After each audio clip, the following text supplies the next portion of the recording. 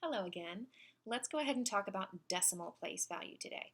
So we should all be really familiar with whole number place value, and we haven't been calling it whole number place value, we've just been calling it place value, but that's because whole number place value thus far is the only thing we've really talked about.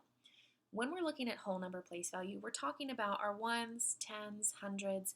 In fourth grade, we're going all the way up to the hundred millions, but those place values all represent whole, complete numbers, like 1, 200, 75, 9,725,642. They're all whole numbers. When we get down to decimal place value, essentially we're talking about a part of a whole number. It's the same as a fraction. A decimal is another way of representing a fraction. It's a part of a whole, right? If I have 1/2 of a cookie, I'm not getting that whole cookie. I'm just getting part of it. I'm getting one part of the two parts of that whole cookie. So decimal place value is the same way.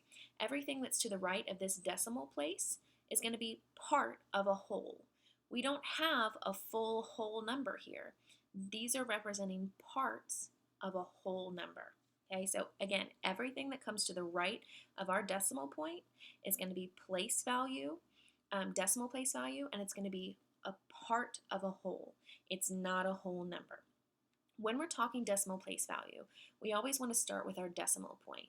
And when we read our decimal point as we're reading that number out loud, we're always going to say the word and.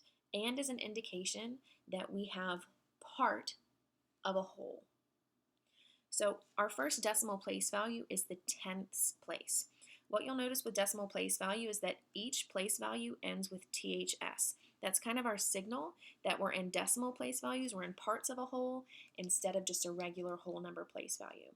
I always like to really enunciate the THS on the end, and you know when you make that THS sound, it kind of makes you likely to spit a little bit. So I always like to put up my spit guard when I'm reading my decimal place value. So I would say tenths and really enunciate that THS so I remember I'm in the decimal place value, not in the regular.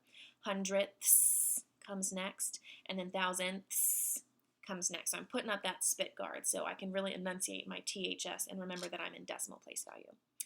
Last year I had a student that was super bothered by the fact that there was no ones place, right? Because in whole number place value, we go ones, tens, and hundreds, right?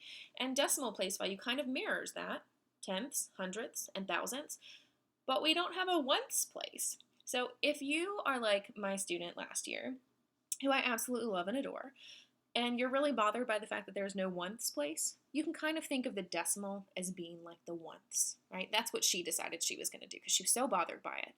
So she decided that she would think about the decimal point as the ones place, and then that would remind her that really the first decimal place value is tenths, right? So we're going from the decimal point, which we read as and, to tenths, hundredths, and then thousandths.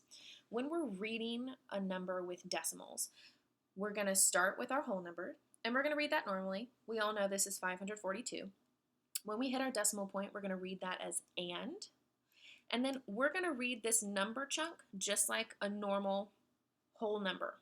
Okay, so I would read this as 936, and with decimal place value, we're always going to finish by reading the name of the final place value. So my final digit is in the thousandths place, so I would read this as 936 thousandths.